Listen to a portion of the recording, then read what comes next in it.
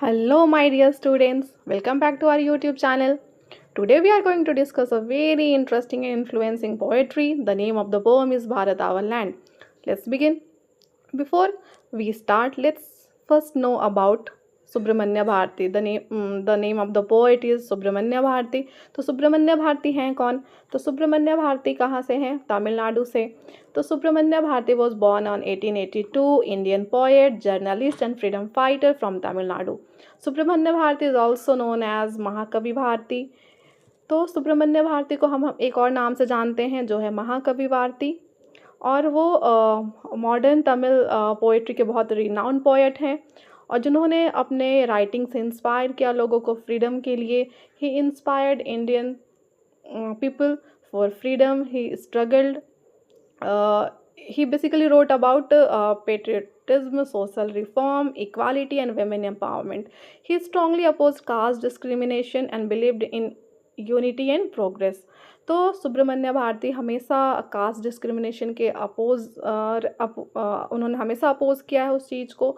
वो social reform और equality में बिलीव करते हैं. उन्होंने वेमेन एम्पावरमेंट के बारे में लिखा. उन्होंने फ्रीडम के स्ट्रगल के बारे में लिखा. Subramania Bharati also worked as a journalist and wrote for news paper spreading nationalist idea. तो उन्होंने जर्नलिस्ट के रूप में भी काम किया. उन्होंने न्यूज़पेपर के लिए लिखा और इसकी वजह से उन्होंने बहुत सारे लोगों को इंस्पायर किया फ्रीडम के लिए. और just because of spreading nationalist idea और his revolutionary thought he face exile from some time in Puducherry. उनको पुडुचेरी में कुछ दिन के लिए एग्जाइल कर दिया गया था क्योंकि वो लोगों को इंस्पायर कर रहे थे और लोगों को मोटिवेट कर रहे थे स्ट्रगल के लिए. ठीक है, तो ये हमने पढ़ लिया पोएट के बारे में. और जैसा कि आप जान रहे हो कि क्या नाम है चैप्टर का? Bharat our land. जो पोएम है वो नाम है उसका भारत आवर लैंड. और जैसा कि नाम है आपको अभी तक एक आइडिया मिल गया होगा. आपने चैप्टर को पढ़ा होगा, पोएम को पढ़ा होगा कि किस बारे में है. तो एक हम इसका फटाफट एक समरी देख लेते हैं जिसमें आपको जिन्होंने नहीं पढ़ा उसको उनको समझ आ जाएगा कि क्या है. ठीक है, तो बेसिकली जो चैप्टर है, जो पोएम है, ये किस पे बेस्ड है? पेट्रियोटिज्म पे. That celebrate the greatness and uniqueness of India.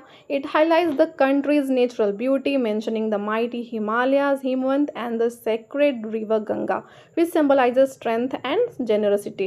तो जैसा कि आप फर्स्ट के लाइन्स में देख सकते हो कि जो पोएट है वो हमको बता रहे हैं कि जिस तरीके से हमको हिमवंत मतलब हमारे हिमालय से स्ट्रेंथ मिलता है, ताकत मिलता है, इसका पूरे ऑल ओवर द इंडिया कोई मैच नहीं है, कोई कंपेरिजन नहीं है.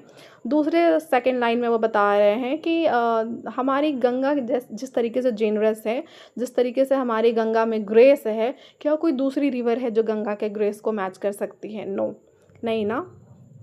तो जिस तरीके से हमारे जो हिमालय वो हमको स्ट्रेंथ देता है, जो गंगा है जो जेनरसिटी देती हैं, ग्रेसफुल है, तो क्या कोई दूसरा ऐसा है जो हमारे गंगा और हमारे हिमालय को कंपेयर किया जा सके किसी और से? नो, नहीं है.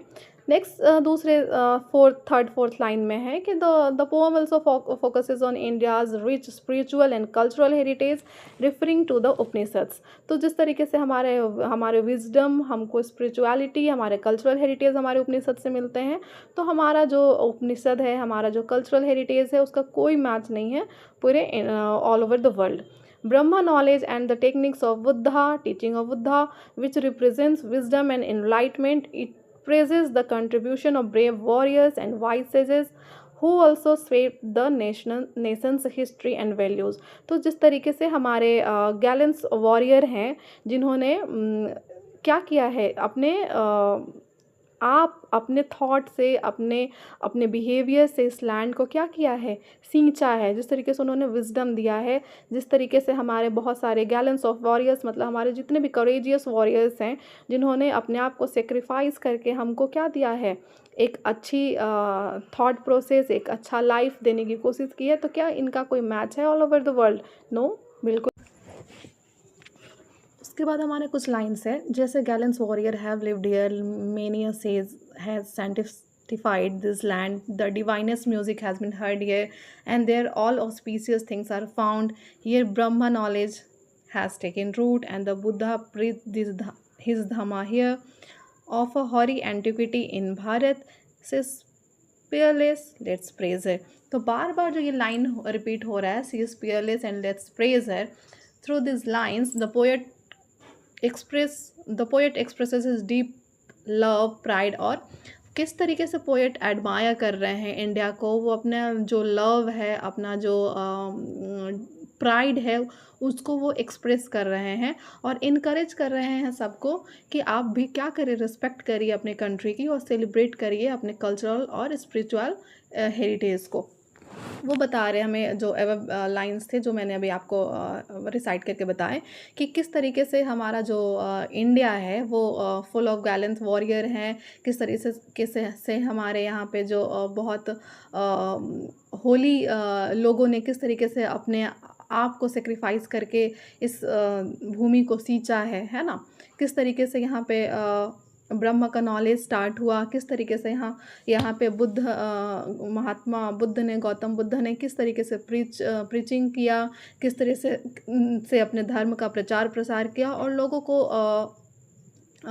एक अच्छे राह पे चलाने की कोशिश करी। तो बार बार जो एक लाइन है जो रिपीट हो रही है, जो है सी इज़ पियरलेस लेट्स प्रेज है, उसमें उसके थ्रू पोएट क्या बताना चाह रहे हैं कि ये जो इंडिया है, जो हमारी भारत, आवर लैंड, जो हमारी मातृभूमि है, इसका कोई कंपैरिजन नहीं है फ्रेंड्स। इसका कोई किसी के साथ कंपेयर नहीं किया जा सकता है। और बार बार हमको क्या करना चाहिए, इसको प्रेज़ करना चाहिए, इसकी तारीफ़ करनी चाहिए, इसको सेलिब्रेट करना चाहिए। तो यहाँ पे हमारा जो पोएम है वो ख़त्म होता है और इसके आगे हम इसका क्वेश्चन आंसर और सारे एक्सरसाइज